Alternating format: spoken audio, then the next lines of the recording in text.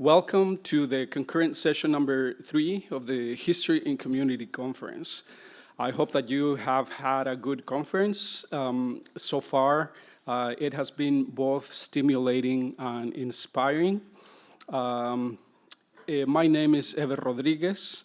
I will be chairing this panel. It's an honor for me. This panel is titled Community History, Local Museums, and Historic Sites. I would like to briefly tell you who I am and what I do.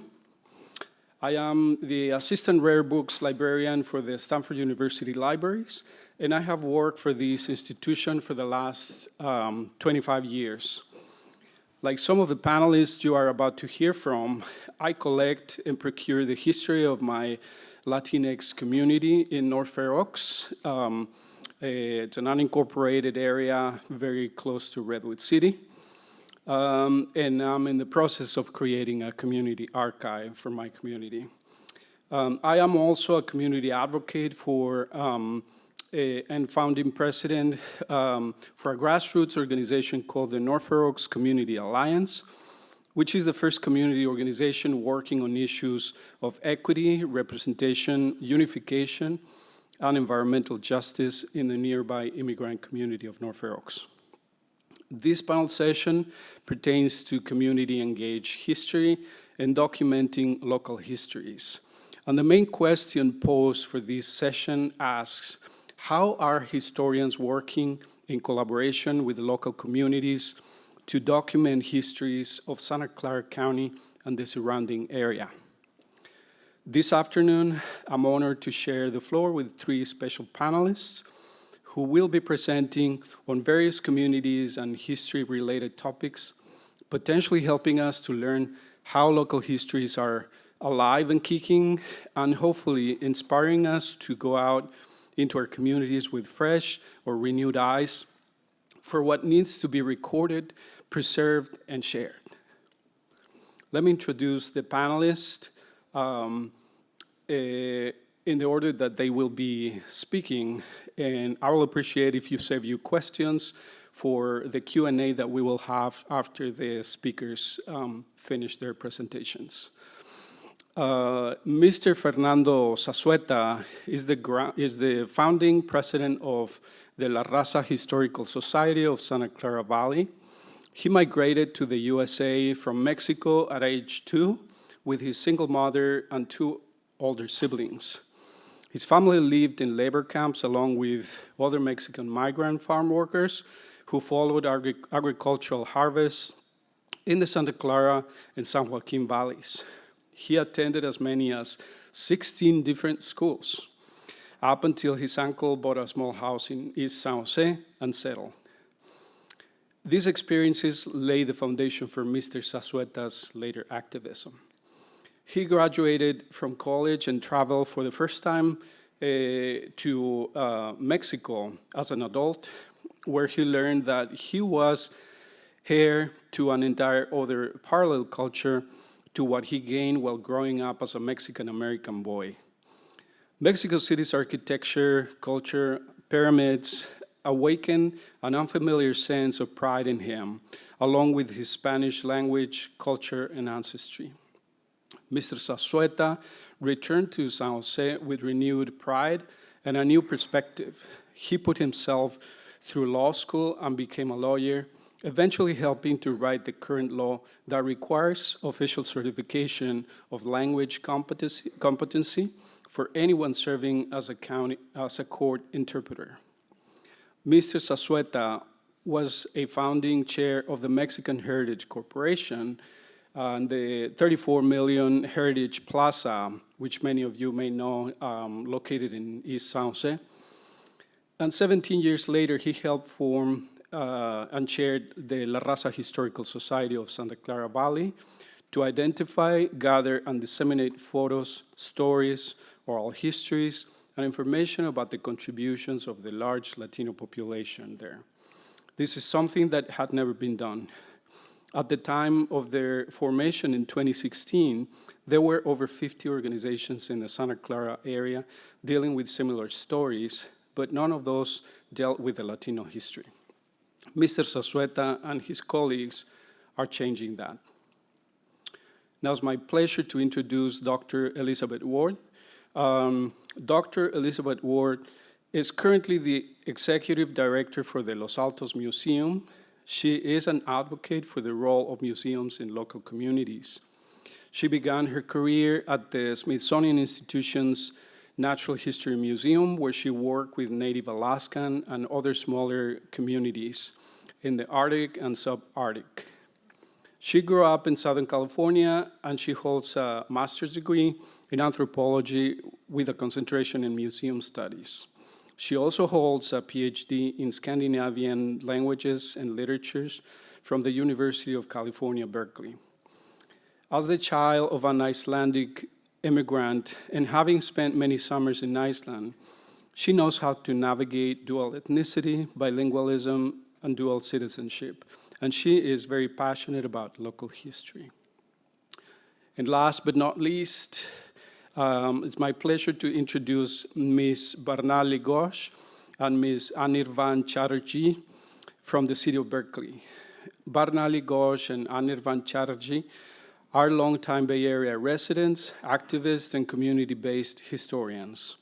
They founded the Berkeley South Asian Radical History Walking Tour, which is based on their own work doing oral history, archival research, and active engagement with historical research in the field.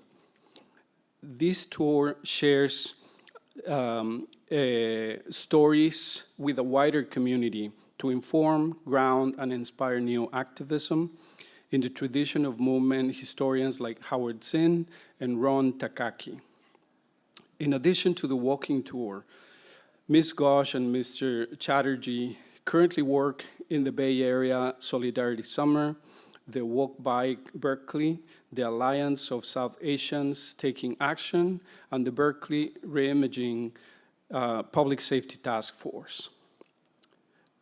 They're also very passionate about community work, and they're literally walking history. And now I will present Mr. Fernando Zazueta for his presentation.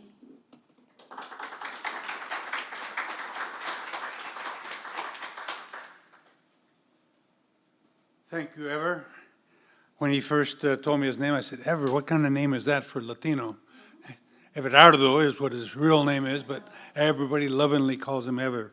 I think the first thing I should do is explain to you why it's called La Raza Historical Society.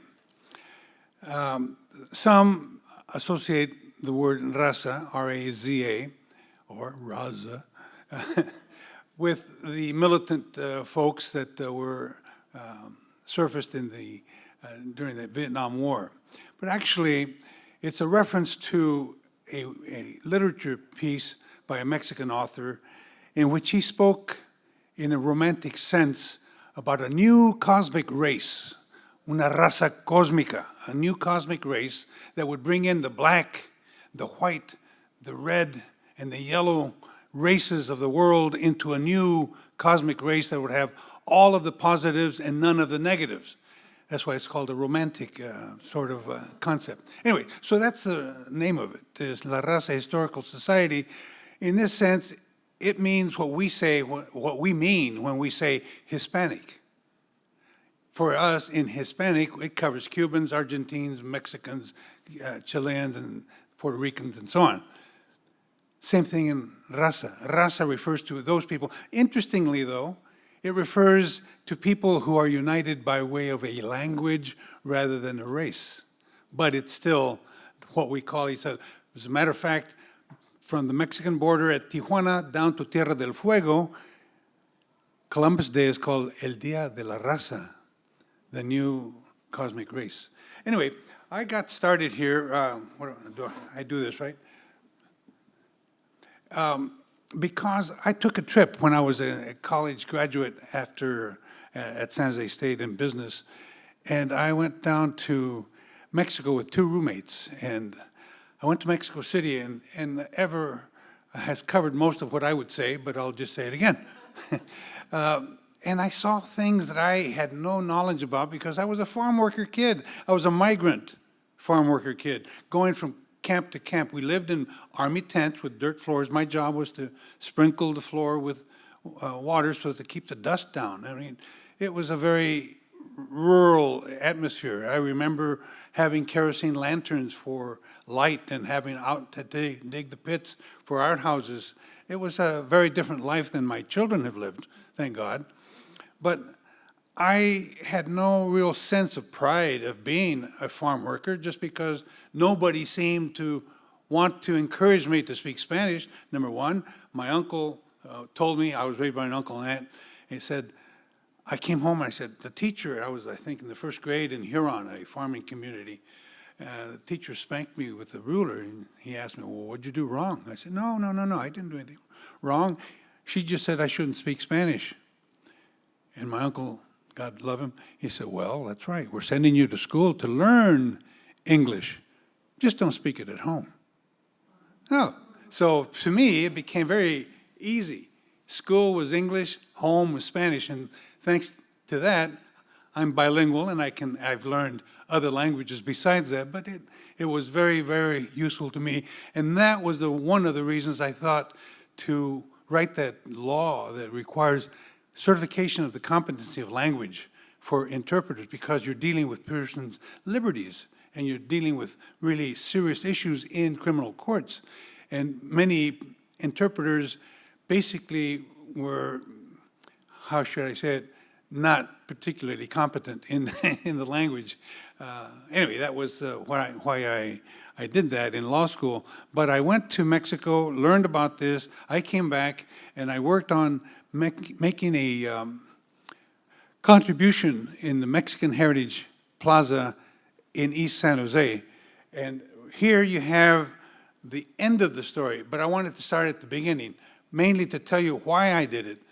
This is a house that was in History Park in San Jose. It's an 1876 building that needed a lot of refurbishing because it was being used for storage, and we needed a headquarters for our society, and I asked if we could occupy that if we fixed it up, and okay, we'll do that. So that's where that is, and here's some of the things that we did. We had some international speakers come in and talk.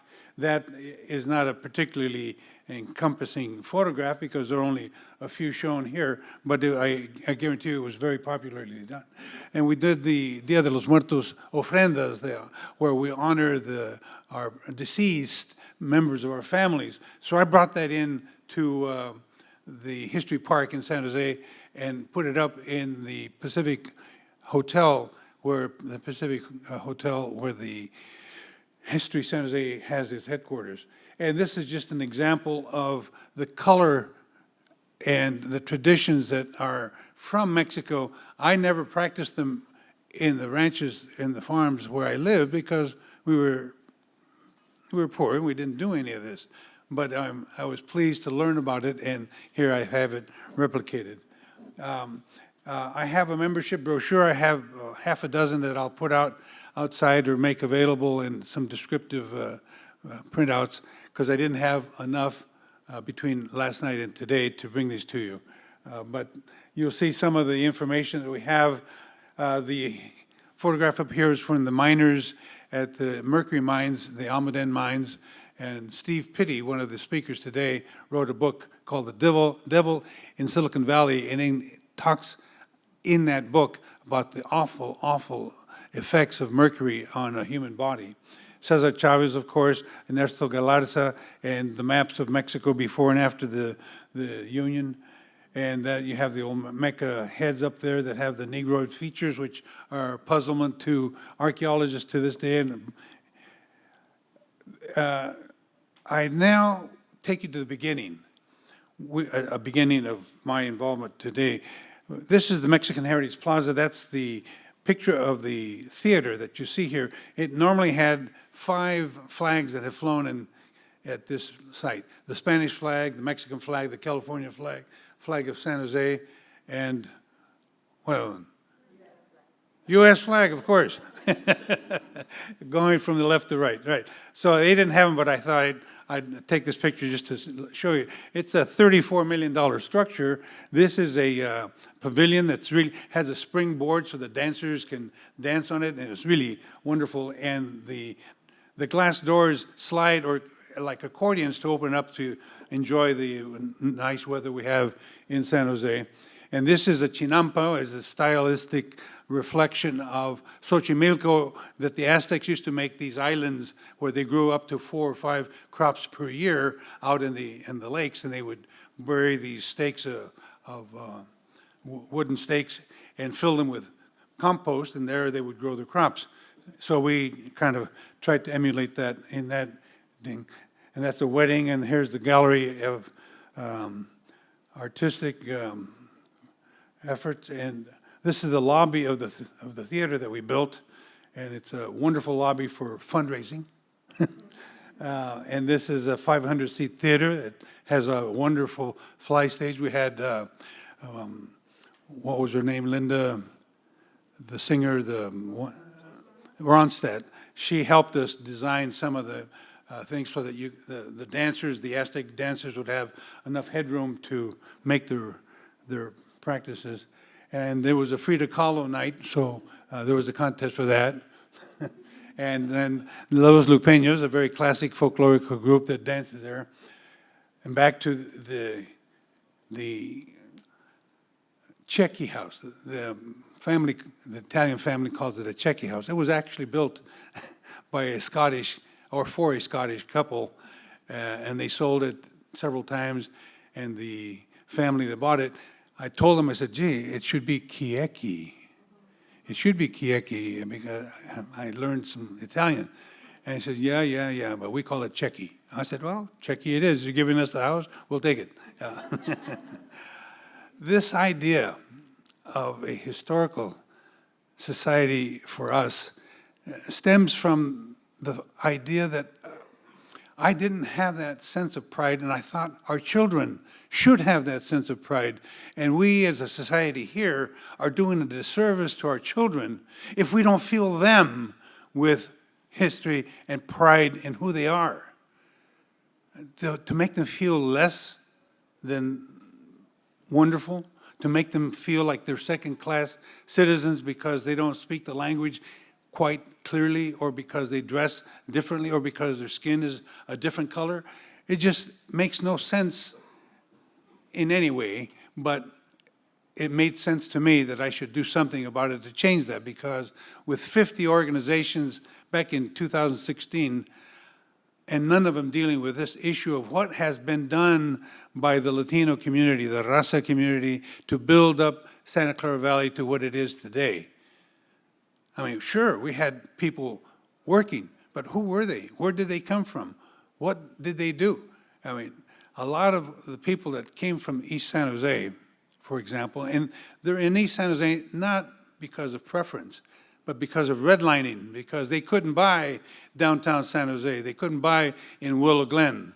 They had to buy east of the Bayshore Highway, and that was called the redlining back then. And so the net effect is that the larger concentration of Latinos is in East San Jose.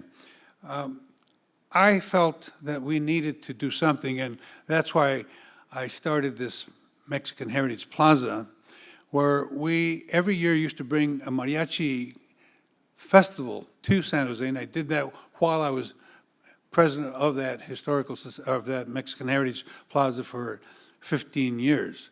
We brought mariachis from all over Southern California, from all over Mexico. People from Texas would come over, and it was a beautiful event. We had it at the Center for the Performing Arts, probably one of the nicest venues in San Jose, and the whole weekend was just filled with wonderful music, traditions, and dances, and food. They don't have that anymore because, as you know, once there is an economic downturn, as there was in 2008 and 2009, the first ones to get cut are the nonprofits, and usually the first ones of those are the minority organizations, because the funding dries up. So that's why I was very interested in coming to this particular event today, especially when I saw they were going to cover on funding. Dr. Ward says she knows where the money is.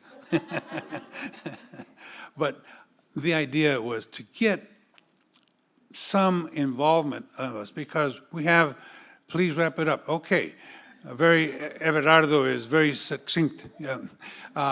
I just wanted to say that this has been a wonderful opportunity. I wish that the entire board of the Mexican Heritage Plaza and the Raza Historical Society could have been here, but I'm going to go back with a lot of information. Thank you very much.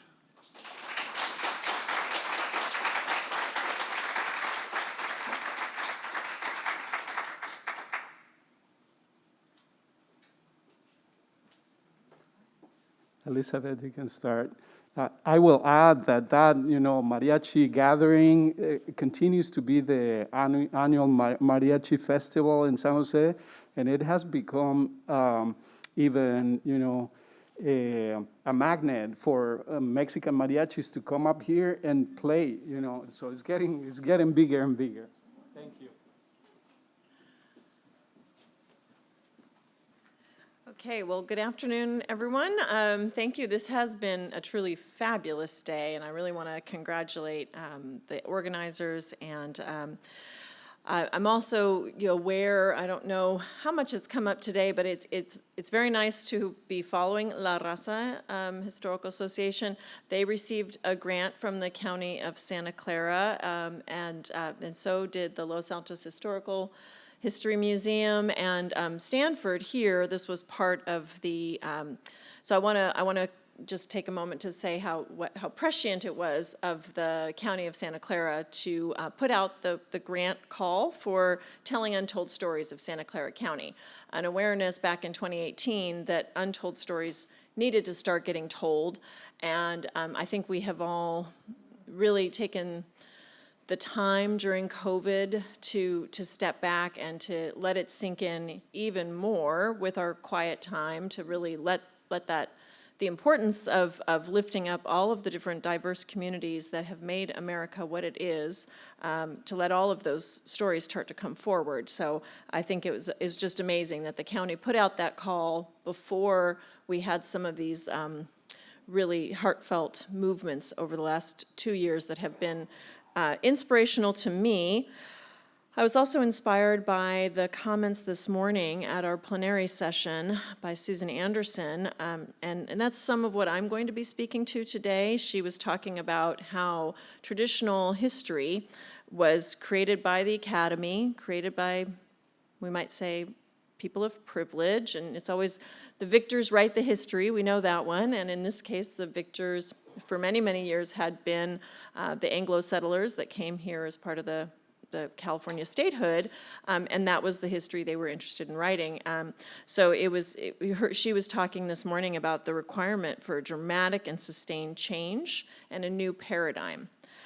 And that's really what I think for me, as the executive director of the Los Altos History Museum, what we've really been struggling with, because and I want to tell you a little bit today about the way we're redoing our permanent exhibition to try to create a more inclusive narrative. Many of the other speakers today have been focused on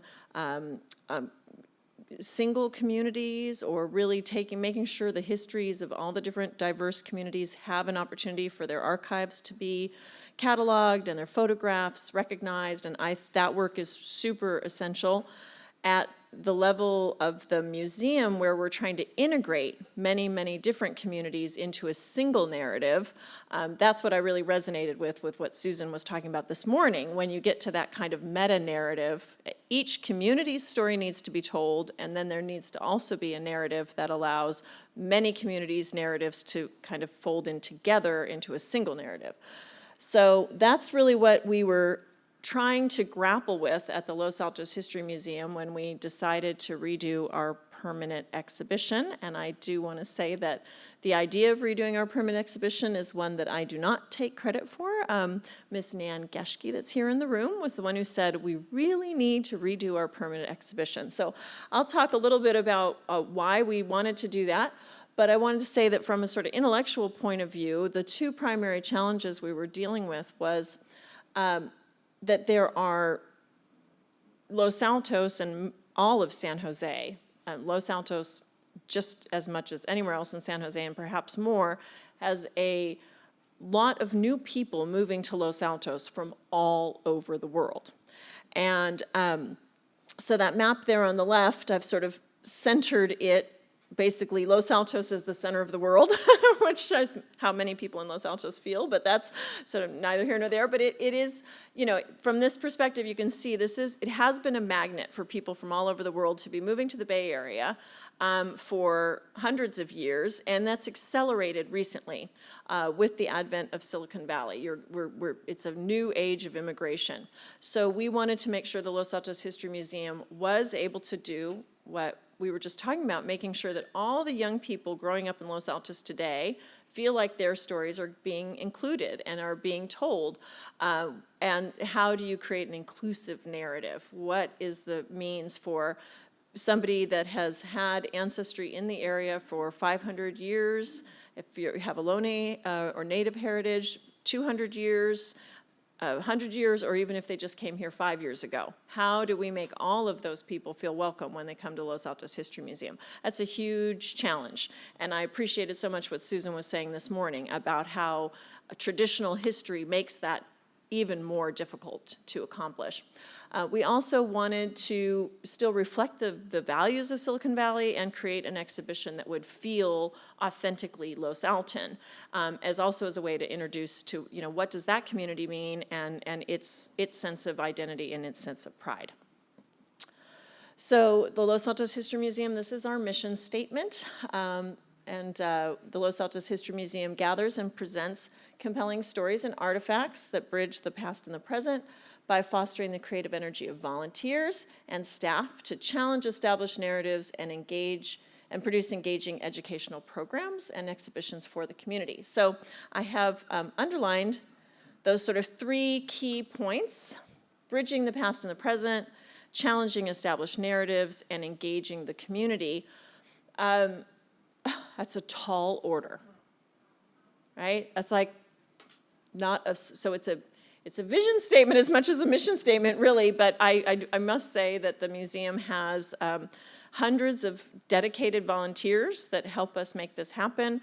We do have a small professional staff, 16,000 artifacts and photographs in our collection. So we do have some resources to help get us there, but what you really need is an intellectual framework that allows you to engage the community, challenge established narratives, bridging the past to the present. What is the single intellectual framework that'll let you do all of that in a diverse, while also acknowledging the diversity and the international nature of our community? It's a huge just puzzle to try to figure out how to tell an authentic story that is also inclusive and engaging for the public to want to come and see it. So what, and you know, I'm very humbled by the team that's putting this exhibit together. I said, well, we're going to try a place-based storytelling model. And everybody stepped back for a minute. They thought about it for maybe a couple of weeks, and then they said, okay, let's try it, right? It's never really been tried before, but we're going to try it. We are also doing what I call object-based learning, but I'm not going to talk so much about that today. I'm just going to talk about the place-based storytelling model that we're going to be using in the new permanent exhibition.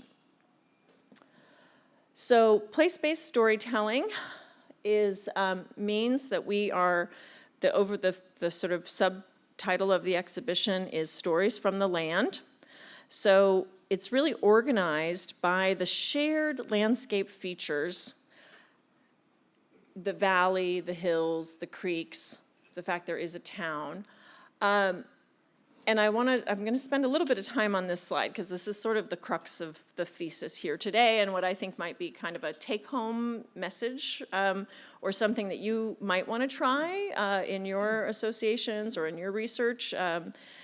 It's, as I said, this is just a thesis. This is an attempt to answer the puzzle of how do we create a single narrative, an inclusive narrative, and one that would not take that would break up the traditional historical narrative to open up new perspectives, and would not privilege any one time period or any one group.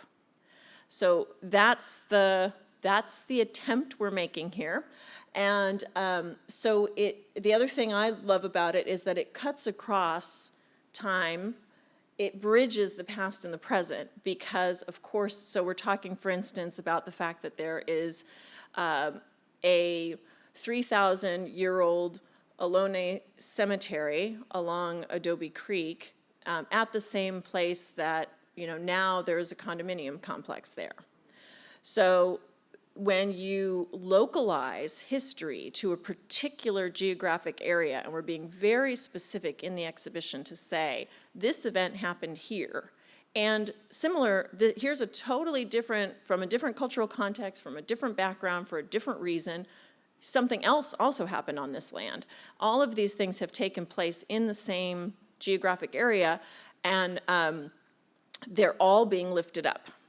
They're given equal presence in the landscape, and the idea there is that they're getting equal narrative weight. So I might come back to this for just a minute, but let me first tell you how the previous exhibition, which we've already deinstalled it, so it's not even there anymore to go see, but for those of you who have been to the Los Altos History Museum, it was when I started at the museum in 2017, and I first heard, talk of like, we need a new permanent exhibition. I was like, no, this is a wonderful permanent exhibition. You get to go ride on the saddle horse. You can look at the environment by spinning these great things to sort of see how the environment changed over time. You could go into the cubbyhole to the right there, and you could listen to stories about the Ohlone ancestor stories. And if you keep going around, you could dress up like in Rancho period clothing in the little cubbyhole in the back. And if you kept going around the corner, you would see this train model of what the train looked like in 1932. But after I had been at the museum for a year or so, I started to realize, well, the chronological from right to left, it starts at the Ohlone period and so that's one thing, which is good. At least it didn't start in the Anglo period. That would be terrible. But and then it sort of, I think the thing that we really realized, and Nan kept saying, is, well, the story is then sort of over because it doesn't take us enough into the present. It didn't deal enough with the Silicon Valley of our area. So, but for those of you who are professional historians, anytime you're dealing with chronology, you're always up against the problem of where to begin your story, who to include in your story. So, and I have a literature background. Chronology as this like huge problem to grapple with in literature also, how to deal with chronology. And of course, when you're writing fiction, you can pop back and forth in time, you can be a lot more flexible with chronology. But in history, we've just got this like dogmatic march, and time becomes this super confining. So we wanted to say, no, we're not gonna privilege time. We're gonna privilege place. And we're gonna privilege place because place is a common denominator. Whereas time is more about competition. Who was on top? Who had the power at what point in time? Landscape is also marked by power dynamics, of course, but it can also be more inclusive to say, we've all shared this landscape. We all have shared responsibility for this landscape. Whereas I think, you hear certainly in the presentation this morning from the Moekma representative, the argument that the Ohlone are still with us today is a way to try to unwind the dogmatic power of chronology. It's another way that they're trying to say, no, we haven't been erased through time. But I think that lifting up the landscape and putting all the stories at an equal level in the landscape is another way to accomplish the same ends by saying everyone's story is of equal weight because it has all taken place on this same landscape. And there is no one time period that's privileged. So we have, this is what we have tried to do in our new exhibition. So the old message was sort of, there was a progressive march through history leading up to 1932.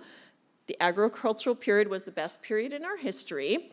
After that, many people moved to the area and things got too expensive. That's sort of what the old, and I think many of us would agree with that, right? And many of the original funders of Los Altos History Museum would have agreed with that. It's a very agricultural heavy museum. But now with our new exhibition message, we're really trying to say, many people have tried to make their mark on this land, each with their own ideas, each with their own goals, each with their own motivations. Our area is very international and very diverse. We're lifting up photographs that really show how many immigrant children were involved in early history of Los Altos. And there have been tensions and contentions all along the way, but also achievements. And I think the biggest key to this place-based storytelling is that the story is still unfolding. As long as the landscape is here, the stories will keep accruing on top of that landscape. And there's no one story to be told. So just want to give you a quick little preview of it. This is kind of the outer room now, what it's going to look like with the creeks, hills, and valley.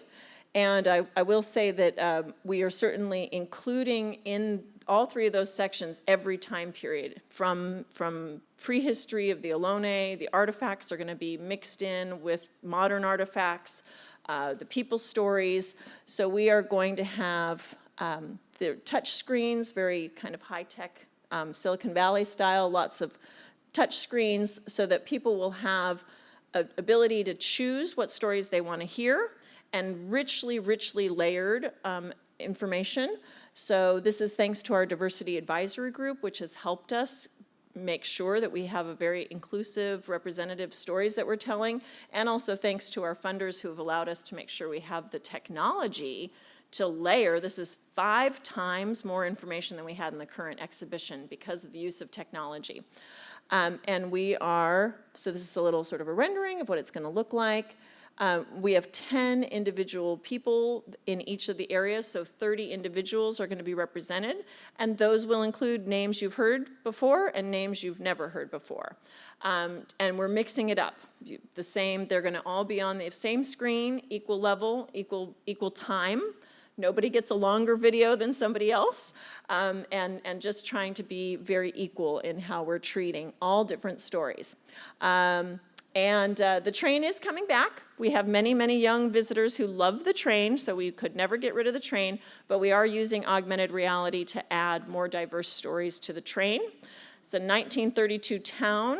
All the little figurines, I'll just tell you, all figurines for model trains come with white skin. And so for us to even try to find people who would say, well, there was actually a lot of Japanese, there was a lot of Croatian, there was an African American that was called sort of the first mayor of Los Altos. So we're wanting to tell more diverse stories, and we're going to be using augmented reality to let us do that. So I think that the use of technology opens up new opportunities to tell new stories and to layer our experiences. And I hope that that ushers in a new era of local history storytelling for practitioners. Thank you. Hi, everyone. I'm Barnali, and I'm one of the curators of the Berkeley South Asian Radical History Walking Tour. That's a mouthful of a name, but we feel like the more words we have in there, the more people will come to our tour based on one of those words. And we thought a lot about using the word radical, but I think so far it's got us more people than we've lost. So I grew up in Bangalore in India, and I moved here in 1999. I came here to UC Berkeley to study, to go to grad school in landscape architecture. My background is in architecture, and I spent about a decade designing public parks, schools, streets. So I'm very much focused on understanding how the physical environment of cities and places impacts how we experience them. These days, I focus mostly on public transit walking and biking advocacy, and a big part of the reason this is a walking tour is also because Anirvan and I both love walking in the city, and it feels a little weird to present this work in a room on a screen because generally we're on the streets. It's very old school in that way. Anirvan grew up in the Bay Area. He did his undergrad at Cal. He does paid work in tech and also movement work in the progressive South Asian community. Now, we're very excited to be here. Y'all are hard acts to follow, but we're excited to present a very analog type of, a very on-the-fly kind of way that we share our community's history. So Berkeley, as many folks might know, when we think about Berkeley, we think about the university, we think about it as the birthplace of the free speech movement, and we think about other 60s movements. But half a century before the city was home, before the free speech movement, the city was home to a very different kind of radical activism. Because in Berkeley and in San Francisco and up and down the west coast of the United States and Canada, Indian immigrants, folks from British India, were organizing a new movement called the Ghadar Party, fighting to overthrow the British Empire and liberate India and to build a socially just and equitable world. And a lot of those folks were doing that right here in California, many of them in Berkeley. So since 2012, we've been telling the story of the Ghadar Party and subsequent generations of South Asian American feminists, LGBTQ activists, youth organizers, and others on the monthly Berkeley South Asian Radical History Walking Tour. And we bring our radical immigrant histories alive on the streets of Berkeley using storytelling, visuals, street theater at some of these original locations. We've run about 200, I should go back. But maybe I'll keep that up there. So I should say, we've run over 200 tours in 9 years. We've reached over 3,000 people, ranging from fierce activists to the curious but apolitical South Asian immigrants and folks who couldn't even begin to identify South Asia on a map. Speaking of which, South Asia includes countries like Pakistan, India, Bangladesh, Sri Lanka, Nepal, that part of the world. So for us, we are quite active in our organizing community. I work, like I said, on walking, biking advocacy from a climate change perspective and reducing emissions. I also serve on the Berkeley City Planning Commission. I'm part of the Reimagining Public Safety task force working to disarm traffic enforcement in the city, basically depolice traffic enforcement and reinvest in smarter solutions to traffic safety. Anirvan works with groups like the Alliance of South Asians Taking Action, the They See Queer Helpline, the Save Fremont Sex Ed campaign. And around us, we saw amazing organizers, including so many South Asians. But many, including us, were often on the edge of burnout, and we realized that we needed to bring more folks into our movement. And among South Asians, community or political organizing isn't always seen as an acceptable path. And that's where that slide comes in. So we're one person at a family wedding, we're another person at a protest. And a lot of this has to do with some of the South Asian professions that were let into this country. So it's an artificially created community that then creates these stereotypes and narratives of being a model minority that we sometimes buy into ourselves. So in addition to seeing this activist community around us that we were part of, we were also reading books, meeting older activists in the community, and hearing stories that reminded us that justice work was part of our tradition, not just back in the homeland, but here where we live as well. So initially, when we were discovering these stories, we got really excited, and we would go to dinner at somebody's house, and we'd be like, did you know this, and this, and this? And they'd be like, I mean, this is a different crowd. People are interested, right? So at that point, we decided that we wanted to create a format where we could do justice to these powerful histories that we were discovering, where folks would opt in, they would pay us money, and they would give us their undivided attention. So since then, it's going to be almost 10 years that we've been running these tours. It's just the two of us. We're also married, so if you work in the Bay Area, scheduling is a big thing that destroys projects, so it became quite easier for just the two of us to do it. And so here are some of the goals of our walking tour. So like I said, we want to expand the idea of who South Asians are and what we do. We want to expand the idea of what the city of Berkeley's radical legacy looks like. How can we make that more inclusive? We want to make our stories visible and accessible, and we want to inspire and fund new activism. We decided that we didn't want to share history just for the sake of sharing history. It really is a call to action for our communities. Now, in general, we are not fans of tours that stop in front of buildings and tour guides that point out things and list facts, but we also have the challenge of not having these buildings to point to in the first place. So we brought in our experience from doing theater and also techniques that we learned from social justice facilitators and trainers. We have a very simple storytelling approach that's focused on how a person feels and not just on relating facts. And we make sure to make it personal because these stories are very personal to us. These are some of the stories we share on the walking tour.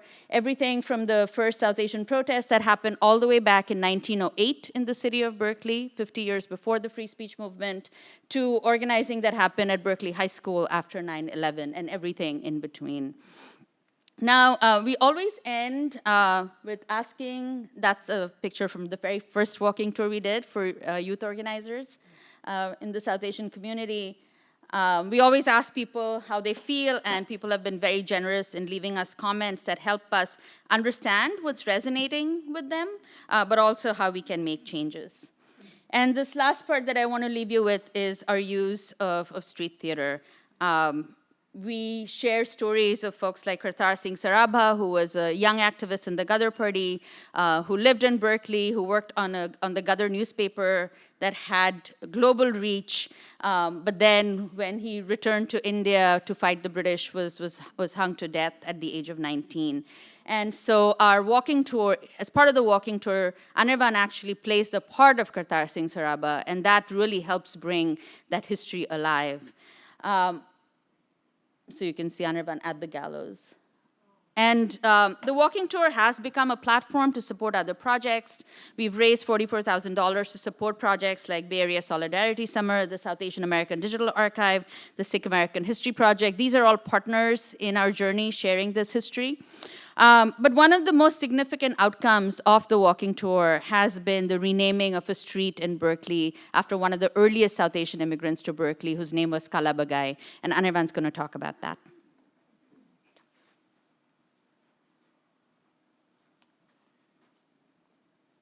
So over 100 years ago, Kala Bagai, her husband, and her 3 kids, they arrived from India. They tried to move into their house in Berkeley, only to be shut out by their racist white neighbors. And they actually never lived in Berkeley. And they were pushed out, and they made their life elsewhere. And Kala would survive many other traumas, including the death of her husband, to become an important community builder. So this is Kala, her husband, and their 3 children. Kala was born in Punjab in 1893 into a Sikh family. She married Vaishnav Bagai, a Hindu, and they immigrated from present-day Pakistan to the Bay in 1915. So initially they were living in San Francisco. Kala discovered the Bay Area. She set foot on a beach for the first time. She went to the Panama Pacific International Exposition. I mean, just like the life of many young new immigrants in the 1910s, passing through Angel Island. And then a couple of years later, late 1910s, they buy a house in Berkeley and they try to move in, and they've got all their stuff and their 3 kids, and the house is locked and their neighbors have pushed them out of the neighborhood. They face the really vicious anti-Asian housing racism that South Asians felt, Japanese folks felt, a lot of different kinds of communities felt during that particular upsurge of anti-Asian racism. It was a little bit easier for international students, for example, but if you were a laborer or you were here with a family, it was a lot more dangerous. So the Bagais moved back to San Francisco, and things were kind of going okay. Vaishnav Bagai, he has a store on Fillmore. And then in 1923, so in the 1920s, there was that period of just really vicious anti-Asian racism where every single Indian American in one go had their U.S. citizenship stripped. So they'd gotten U.S. citizenship, and suddenly they become stateless people. Now, they were activists, they were organizers, they were anti-imperial organizers working to, as part of the Ghadar Party, working to overthrow the British Empire.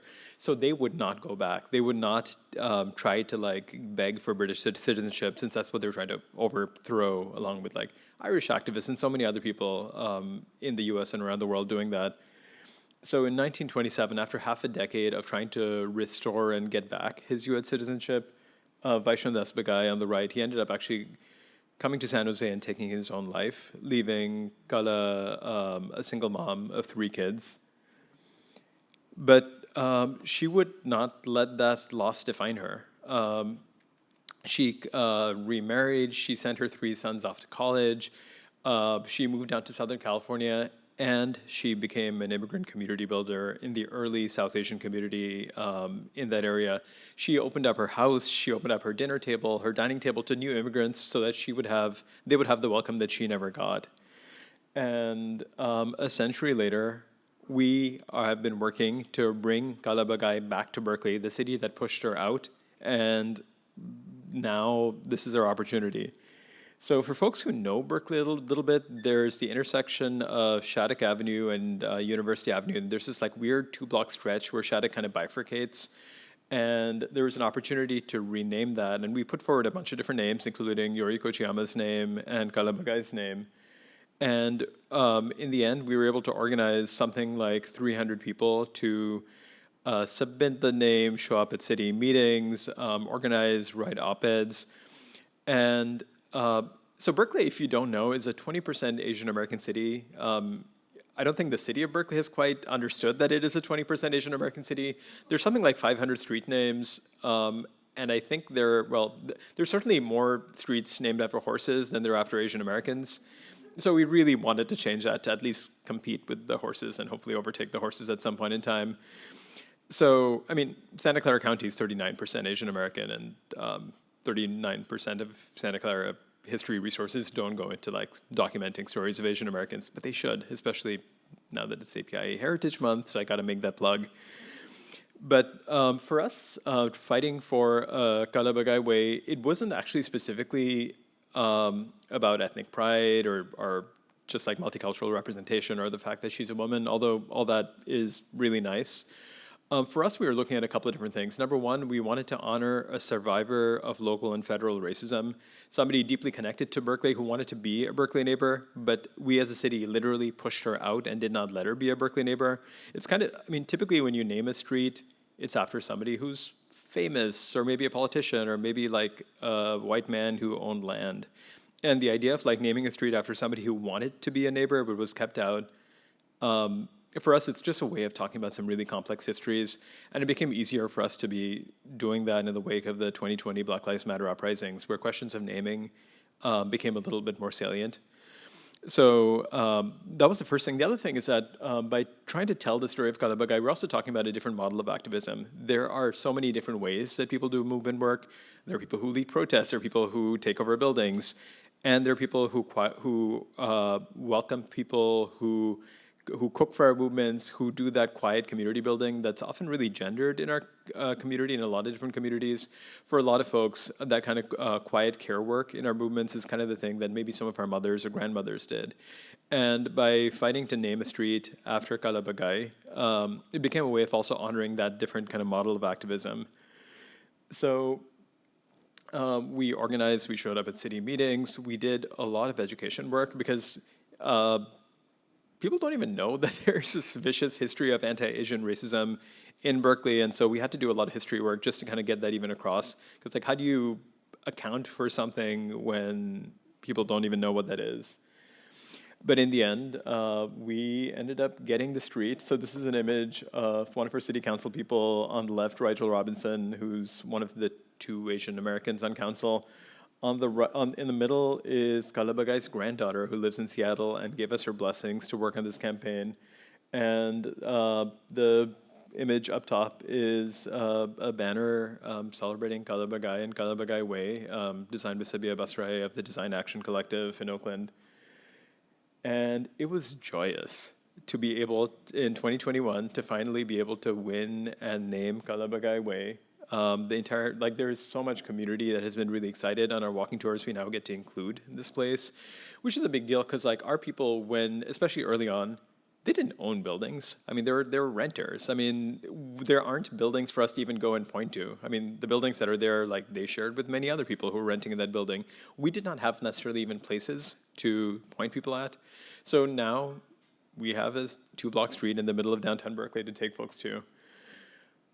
For us, one of the One of the points of our campaign that really moved us was the letter of support we got from Corina Gold of the Lejeune Ohlone community, the original people. So, one of the most active Ohlone activists in the city of Berkeley. And we reached out to them for blessing, for support, and they were clear. And in her letter, Corina was so clear that they had faced, like, I mean, we don't need to talk about the kind of oppression that they have faced. That their experience comes rooted in that oppression, and then to be seen for Kala Bagay and folks from that generation to be seen as also contending with colonialism, and as anti-colonial activists, they came to traditionally Lejeune Ohlone territory and faced oppression of their own, and they're welcomed in.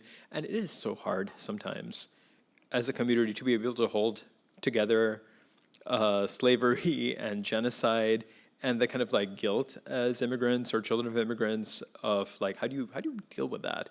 And then also to be able to think about some of these macro factors that help explain why some of our communities are here.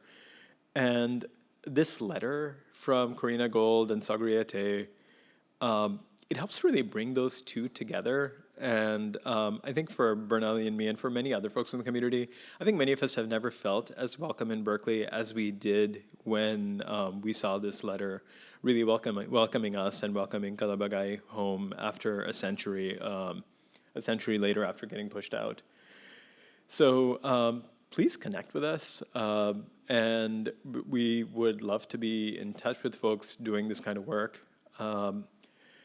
And I'm going to actually come back to the slide. I also want to do a super quick plug for a film that we are helping get out into the world. It's called In Search of Bengali Harlem, which is about the generation of Black Bengalis, people from present-day Bengal and Bangladesh, who moved to New York, New Jersey, as far north as New York, as far south as New Orleans, as far north as Detroit, and married into Black, Puerto Rican, Creole communities, and the lives that they built together. It is groundbreaking at a moment when our communities are thinking so much of Asian, South Asian, Black solidarities, to actually have a documentary telling that story. So check that out if you're able. This Saturday at 6 p.m. So thank you. Thank you very much to all the panelists for making the time and effort to participate in this conference. And thank you also to the Stanford Historical Society and the Stanford University Libraries for putting this wonderful program together. I feel inspired after today, from all the voices that I've heard. Amazing people, amazing projects. Please check out the Stanford Historical Society's website. They have very interesting programs and events like this one. And now I'll invite the panelists to please come to join us at these chairs, and maybe we'll have some time for questions. If anybody has a question, please raise your hand, and you'll be given a mic. I just hope to kick this off. Other people, I'm sure, will have questions. But I found what was very fascinating is these three different presentations looked at place in three different ways. I mean, it seemed that it was taking over a house built for a Scottish family and owned by Italians. You're using place to bring everybody together, that we share the same ground. And you folks, who I've never heard of before, and now I want to go on your walk every month, you're just amazing people, I can tell, don't have a place. And you had to sort of create one or create a sense of identity with that street. So I feel like this particular session was really about how to bring all these stories and history together in different ways of using space and place. So no question, just thank you for it. I'll just make a very quick comment to that the history profession in general, the Association of State and Local History is having their conference. I believe it's in October, and it might be in Minneapolis. Don't quote me on that, but their whole theme is on place. So there is what we might call like a paradigm shift happening in at least local history. I don't know how much that applies to other fields of history, but I do think there is sort of a turn to place and trying to reckon with it, which, you know, I find really fascinating and important. And the same thing is happening in literature as well. There's a sort of turn towards understanding the importance of setting and place in literature as well. So I think it dovetails with environmentalism in general and our increased knowledge of biodiversity and our role in being part of our environment. So I think that all of these things sort of correspond. So yeah. I'll just add that I think since coming from a landscape architecture background, I just have a complicated relationship with buildings and cities and trying to preserve buildings that often are not inclusive of all of our histories. That being said, I feel like because we didn't have things, I think it allowed us to get really creative. And we often hear from our participants that when they're walking the streets of Berkeley again, they kind of visualize. So part of one term we use to describe what we do is temporal placemaking. So it is place-based, but it is temporarily, we're creating a special place there, but we're creating these images for people that become part of their memory of the city of Berkeley. And I also resonated, Elisabeth, with what you were saying before about the layering. A lot of our histories, again, are layered in places. I think people have been segregated in our communities, but we haven't lived that way. So our stories and places often push up against each other, sometimes in positive ways and sometimes in not so positive ways. But the story of the founding of the first South Asian LGBTQ organization, we share that in Berkeley. That's at the Pacific Center. And the Pacific Center is the third oldest LGBTQ center in the country. So it's a significant place. But now we have found a way to layer our South Asian history on it and expand what their story of being in the community is as well. And we're always excited to be able to do that for the existing places in our city, but also for ourselves to feel more connected. On a more practical way, we were bouncing around when we first started the Historical Society. We were staying at the National Hispanic University in East San Jose. Then we went at the basement of the Fallon House. And then we went over to the History Park in San Jose. And I think you heard it earlier, but with Bill Schroe. But there is a wonderful Portuguese museum built by people who came from Portugal to Hawaii. Many of them came from the Azores Islands. I gave them a map built that was painted or made out in 1742, but it identified the Hawk Islands, and that was the English version. The Portuguese version was the Azores. The Azores is because of the hawks that soar, and I explained that to them, and it had all the different islands that they have there. But they've got a Chinese temple that's just beautiful. The Vietnamese have done a wonderful effort to bring much of Vietnam history to the buildings there. We're going to do our best. There's an African American museum there. And by the way, the Rotary Club of San Jose, of which I was a president, has its building there as well. But the idea was to tour around History Park, and you can see different ethnic groups. And so it's kind of a gathering of old buildings and new uses of those buildings. And I think it's a beautiful thing, but it's a practical thing. We have to pay rent, but we got a deal where we get a credit for anything we spend on fixing it up. So that works out all right. Any other questions out there, or do you want some more? More stories? Hi. Thank you for all your presentations. I have a question about the Berkeley folks. Shattuck Avenue, was there a reason why the name Shattuck, is that disappearing, or can you explain the background involved in that? Yeah, Shattuck isn't disappearing. So basically, there's this weird moment where Shattuck is just this long street, and it just like used to bifurcate for like 2 blocks and then come back together, and both sides were named Shattuck, and it was just really unclear. So entirely for wayfinding reasons, like Shattuck is now just one long street without this weird 2-block thing coming off it, and that's what the city wanted to like come up with a new name for. And so it was quite, like, it was great. Like, they wanted a new name. We had a great new name in mind, and we could organize around it. It used to be a train station in that median, so that's why the two streets sort of divided. And then each side of the street had a different, so there was like Shattuck Square, Berkeley Square, Shattuck Avenue, and then Shattuck, and yeah. So because street naming is extremely expensive, and again, I think renamings are controversial in their own ways, but we were like, we're gonna just, the blackboard that you saw was the first place that we put down the names. So that was the first step that the city took. They got about, I think, 800 names, then made it into 10 names, then made it into 5 names. That went to vote to the city. Then we had a city council committee, then a city council meeting, and then finally it happened, right? So I went to the first meeting. I'm somebody who works with public process, and I was like, I don't want to do this. This sounds like a night. Is it going to be worth it? But then we did it because, again, we thought it would be a way to get the stories out about our communities. We didn't actually think we would get a street name. Also, I feel like cities should budget to change street names every 50 years. Why not? We have so much history. I mean, you can tell, we'll never walk away knowing all our histories.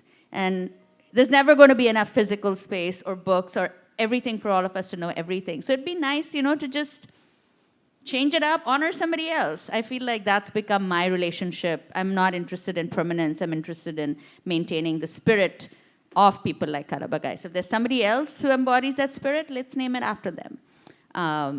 Anyway.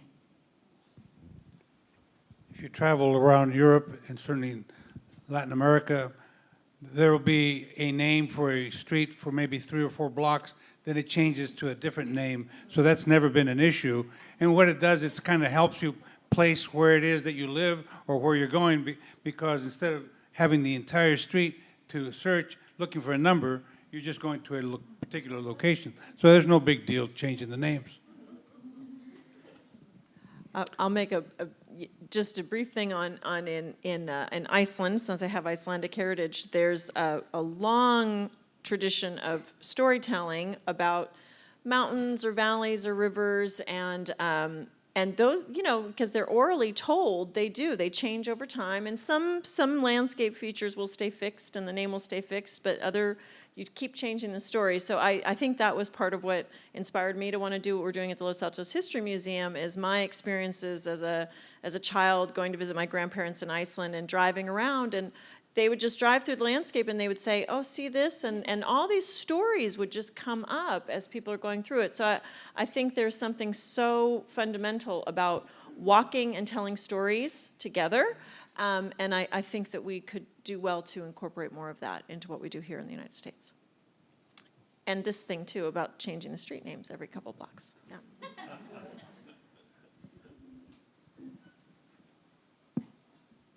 I just wanted to offer a perspective because we're talking about representation of different experiences.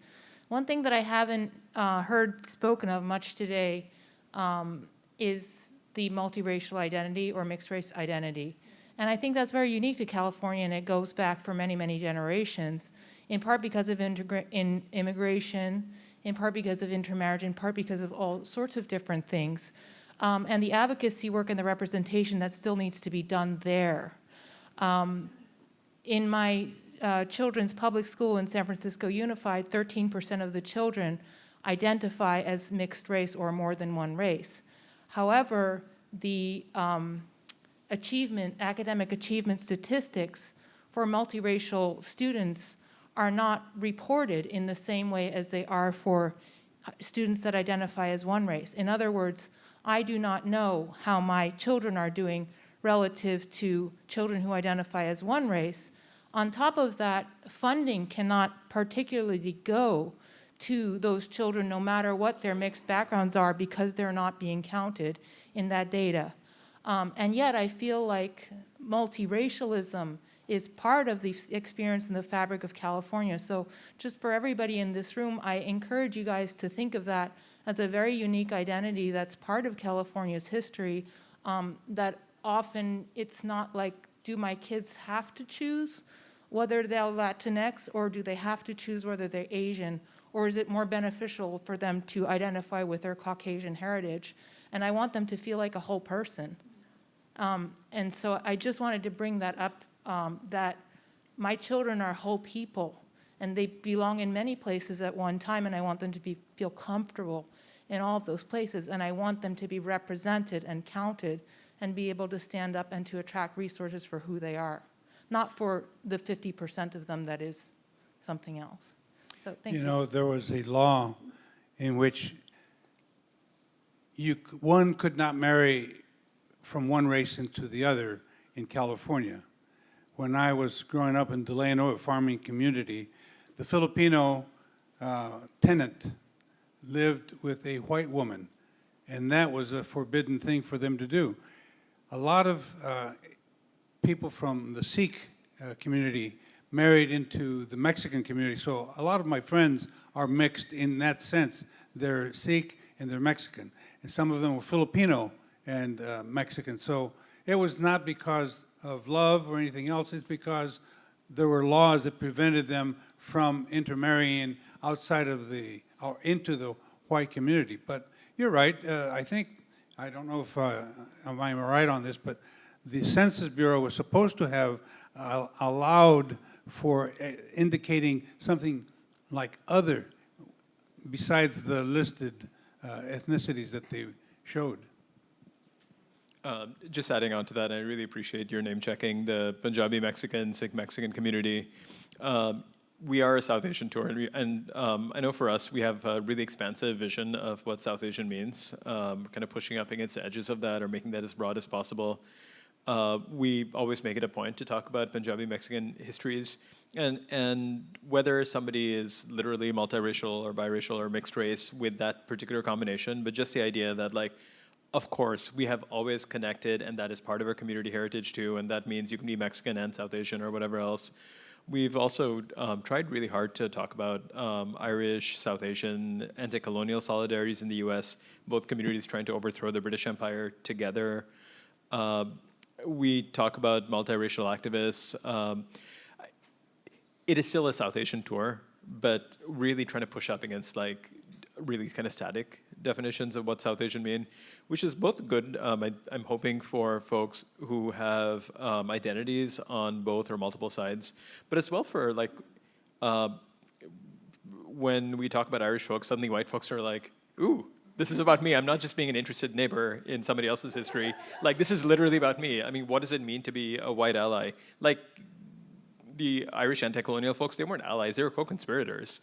And that is beautiful. And we think it's important to name that and celebrate that. So yes, like I really appreciate that point. Yeah, the wheels of change are very slow to turn, and you know, one of the